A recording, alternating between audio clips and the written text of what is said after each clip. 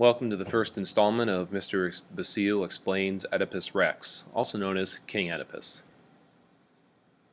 Cast of characters.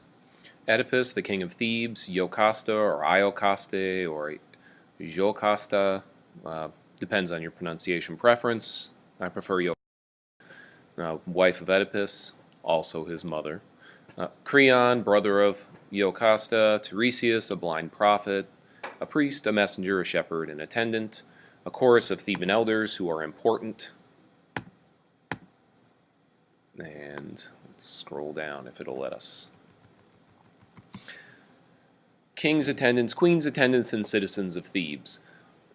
So the chorus of Theban elders is going to serve as the intermediary. They're going to serve as almost like an audience member, but at the same time they're involved in the actions of the play as well. So they're kind of a good bridge between the events in the play and the participants in the play, and we as an audience watching it and experiencing this tragedy.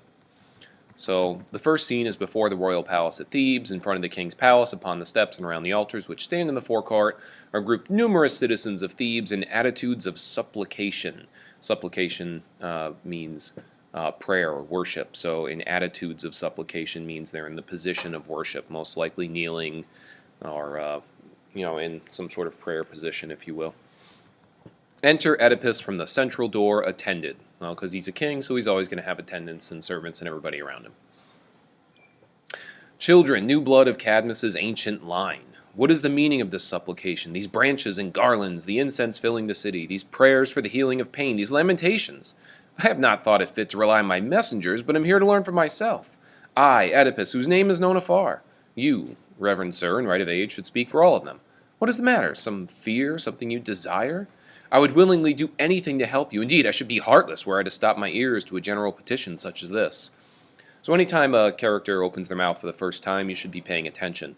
You notice that he says, children, new blood of Cadmus's ancient line. So it's an allusion right off the bat to Cadmus, the guy who founded Thebes. If you remember from any of your mythology or stories or what have you, Cadmus is the guy who went off to found Thebes, founded it by slaying a dragon, planting the dragon's teeth, having giants crop up out of the ground, battle to the death. He eventually stops it, and so all of the Thebes, all the people of Thebes can trace their ancestry back to Cadmus and a race of giants. So they, have a point of pride in being from Cadmus's ancient line.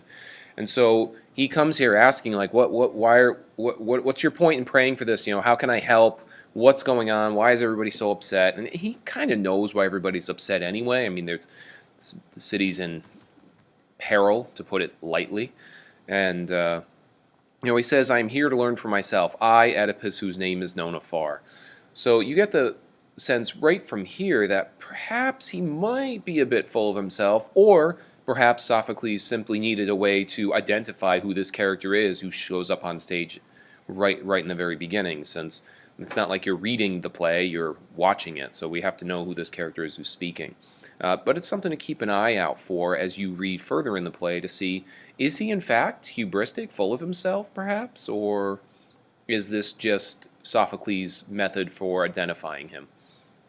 Or perhaps it's both. And then he speaks to the priest, of course, because he's the oldest one there. He seems to know what's going on. And he says, I would willingly do anything to help you. And he says somebody would be heartless if they weren't to listen to this. So right off the bat, you know that he's a good person. He's trying to do the right thing, which if you look at Aristotle's definitions of tragedy, makes sense. Our tragic hero must be somebody who is trying to do the right thing. And the priest comes out and says, basically, yes, we're all here, people of all ages. Everybody's here. We're all worshiping to Pallas Athena, okay?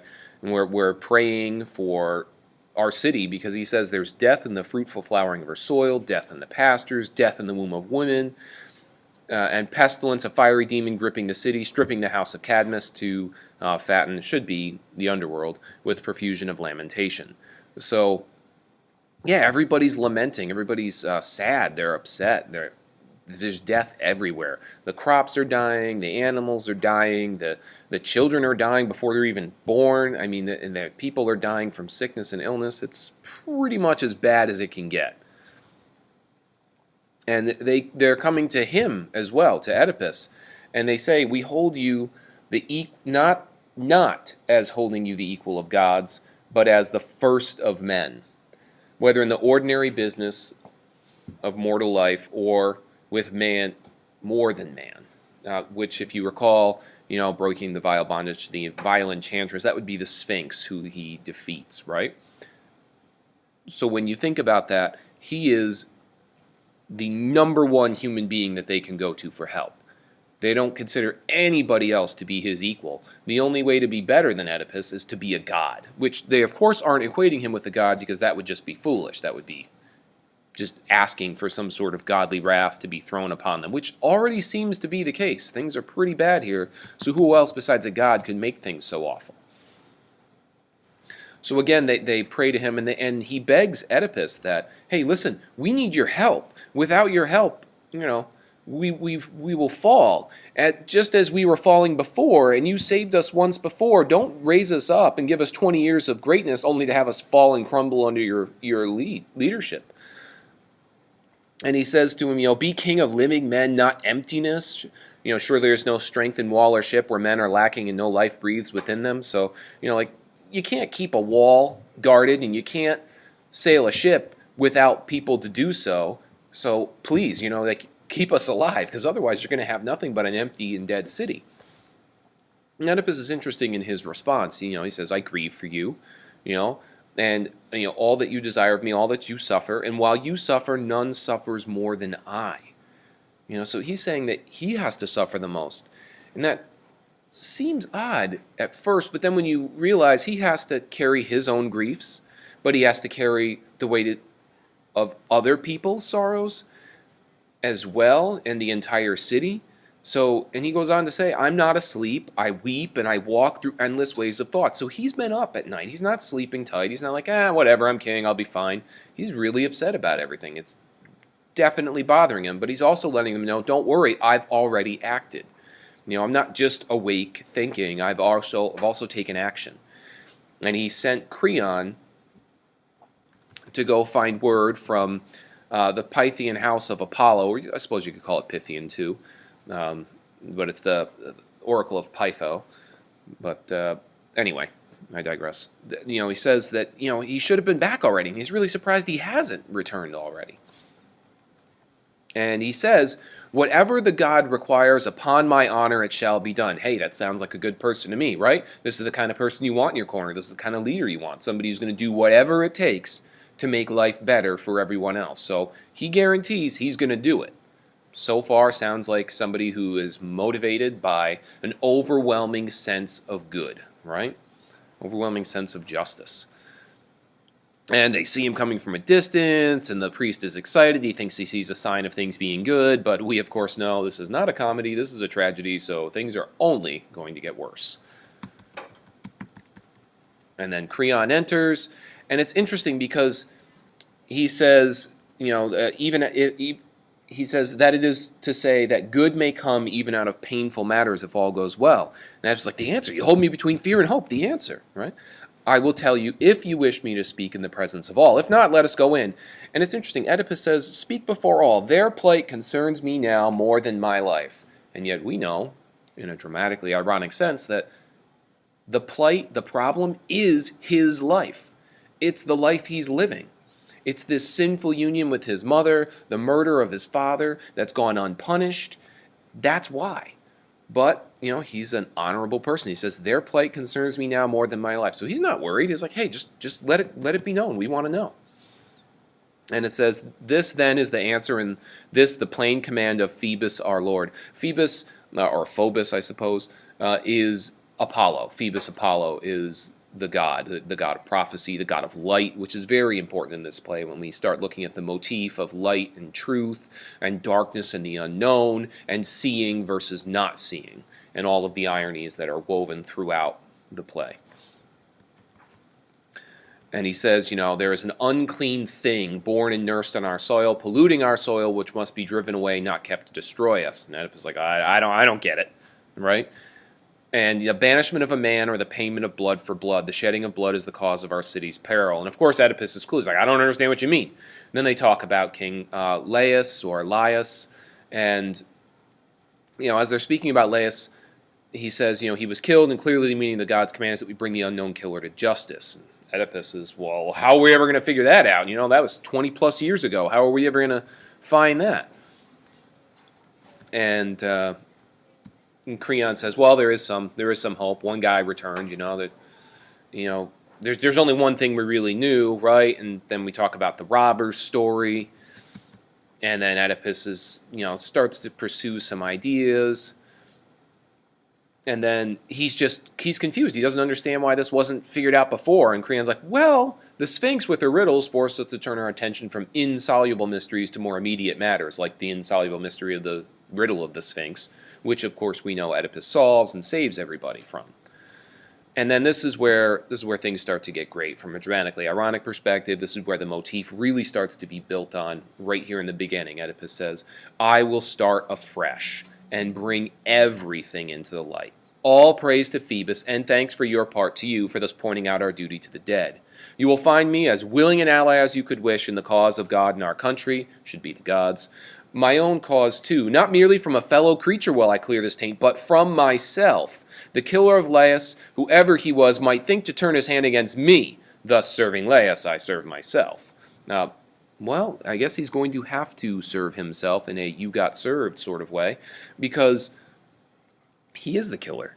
We know this. He, of course, doesn't. Nobody else knows it.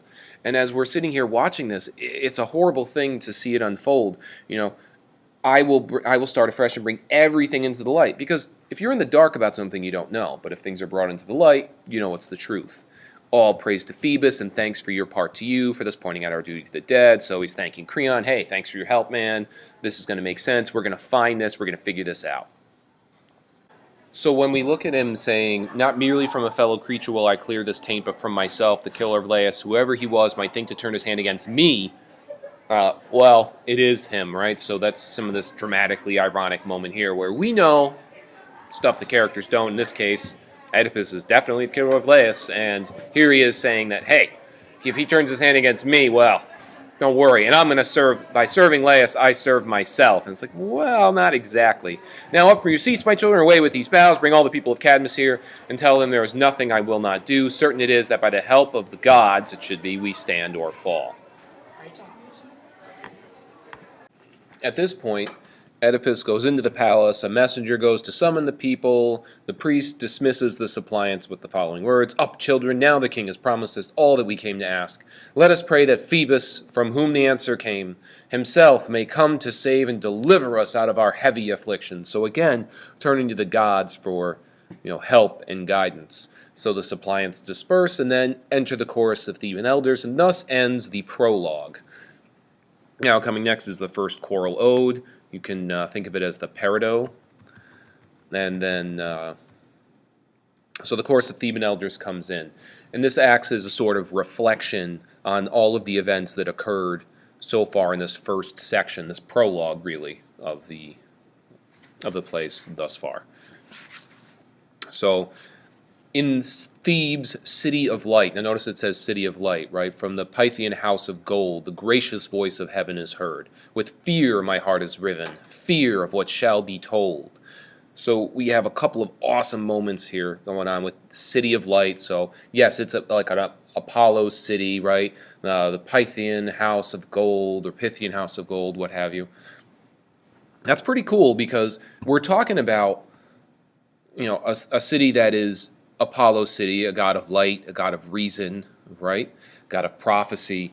But again, we're talking about a play that's all about bringing things to light, bringing things out of the darkness, realizing truth, and banishing any sort of illusion and replacing it, sadly enough, with disillusionment. But we kind of need that to happen anyway because this is supposed to be a tragedy. So remember, things are going to start off good and get worse, which is interesting because things don't start off all that good. However, for Oedipus, things are pretty good because everybody looks up to him. He's in good standing with everyone, as was just evidenced, right? However, the chorus is afraid. It says, with fear my heart is riven, fear of what shall be told. Their heart is split in two. It's split in twain, if you will, right? They aren't exactly sure that they want to hear the truth. They're a little bit afraid of it, right? O healer of Delos, here, fear is upon us. What wilt thou do? And then it, speak to us, daughter of golden hope. Come, deathless word, deathless Athena, first daughter of Zeus. On thee we call, then on thy sister, Queen Artemis, over our city enthroned in her majesty. And Phoebus, lord of the bow, show us again your threefold power this hour as in the ages long ago. So we're praying to all of the different gods here, right? We're praying to the king of the gods. We're praying to Artemis, who is Apollo's sister, twin sister. We're praying to Athena, goddess of wisdom. So praying to the goddess of the hunt, and the goddess of the wilderness and the wild. We're praying to the patron deity of the city itself. The prayers are wide-ranging here. And then it goes on to say, sorrows all telling, sickness rife in our rank. Again, reflecting on how awful things are in the city. Barren earth, barren agonies of birth. The people dying. Reeks with death in the streets, death bringing, none weeps, and her children to die, none by to pity, mothers at every altar kneel. Golden Athena, come near to our crying, Apollo, hear us and heal. The people are desperate, and life is awful for them right now, right? And it goes on to reinforce this, and it talks about how they're at battle, but they're at battle with death, and there's nothing to do. They're praying to Zeus to stop the god of death, slay him, defeat him, Bacchus, Golden in the revelry of Maenad revelry, it's craziness, it's insanity, Io, to help us, death, to slay the death god, the grim enemy, God whom all other gods abhor to see. We need help because we are all dying. The city itself is dying, and they're desperate. And thus ends, I guess I'd say, the first mini lecture. And so we'll be picking up with the exposition in the next section.